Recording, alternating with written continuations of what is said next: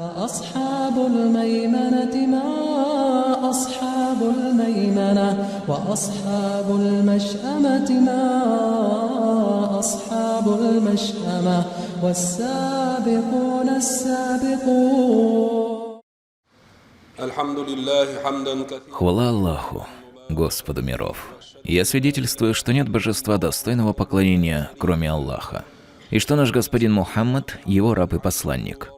О Аллах, благослови и приветствуй миром нашего господина и любимца Мухаммада, его семью и сподвижников. О рабы Аллаха, я завещаю вам и своей грешной душе бояться Всевышнего Аллаха. Бойтесь же его и повинуйтесь ему, ведь поистине Аллах с теми, кто богобоязнен и кто творит добро. Как мы знаем, сегодня мусульмане со всего мира претерпевают непростой период. Наши братья по вере из Палестины сражаются с притеснителями за третью святыню мусульман. Пусть Всевышний Аллах дарует им победу, защитит их и освободит Палестину от беззаконников. Сегодня мы расскажем о самой Палестине, ее важности в жизни мусульман, святости и какую роль она играет в геополитическом плане. Палестина – это третья величайшая святыня мусульман. Первая святыня – это заповедная мечеть в Мекке, вторая – мечеть посланника Аллаха в Медине, мир ему и благословение Всевышнего. Поклонение, совершенное в заповедной мечети, превосходит поклонение в других местах 100 тысяч раз. Поклонение в мечети Медины величественнее других поклонений на 1000 раз, а поклонение в Палестине лучше других на 500 раз. Намаз, совершенный в Палестине, приравнивается к 500 молитвам, совершенным в этой нашей мечети.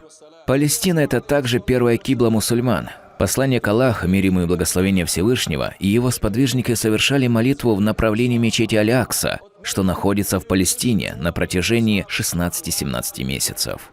Затем им было велено молиться в сторону сегодняшней киблы – Каабы.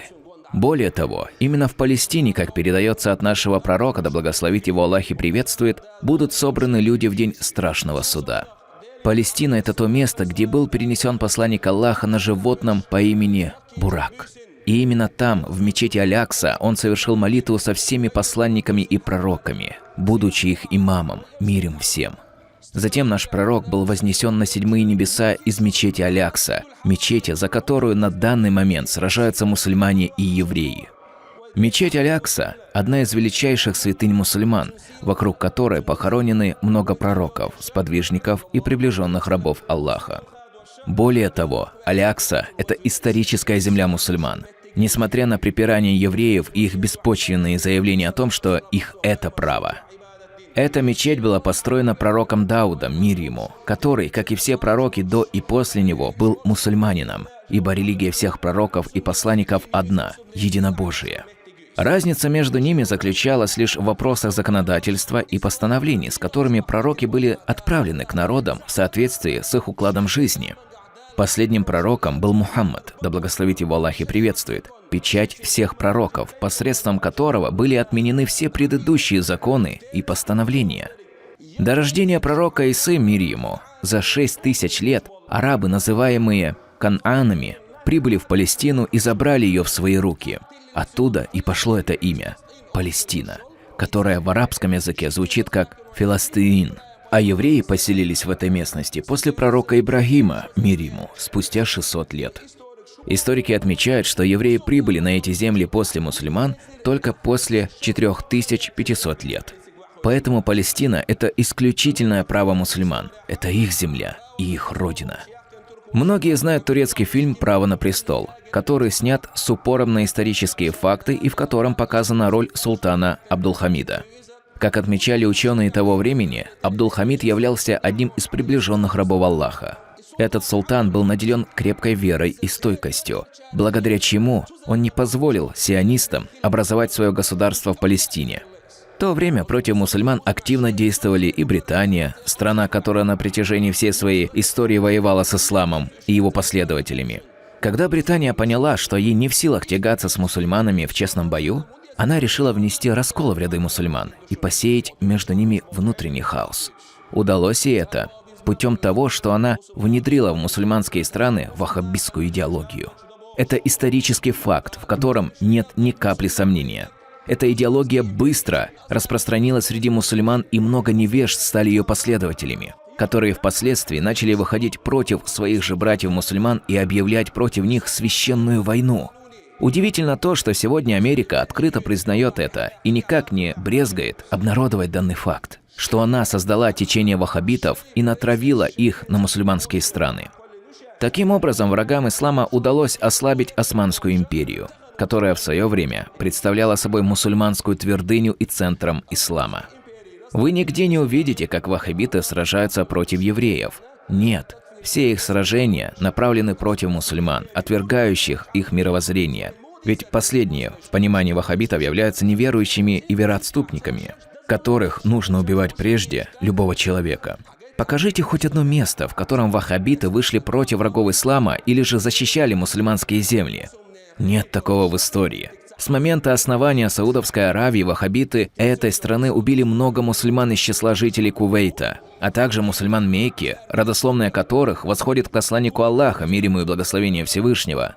Когда очередная секта ваххабитов построила мечеть в Палестине в 2009 или 2010 году, назвав ее именем одного из своих ученых с целью распространить в ней свою идеологию, мусульмане той местности из числа Ахлюс-Сунна пресекла их деятельность и быстро ликвидировала их.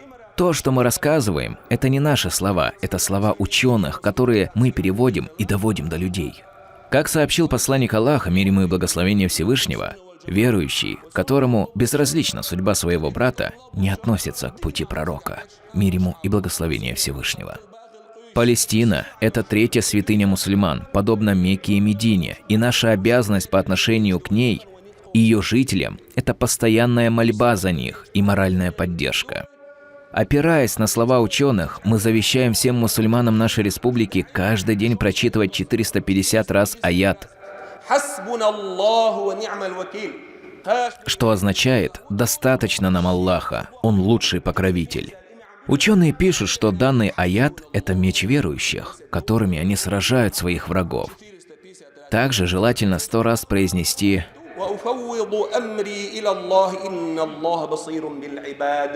что переводится, как «я вверяю свое дело Аллаху». Поистине, Аллах видит своих рабов. Хоть у нас и нет возможности оказать физическую помощь нашим братьям, однако мы ни в коем случае не имеем права находиться в стороне от происходящего. Поистине, верующим будет дарована победа, и их земли будут освобождены, как передается это в преданиях.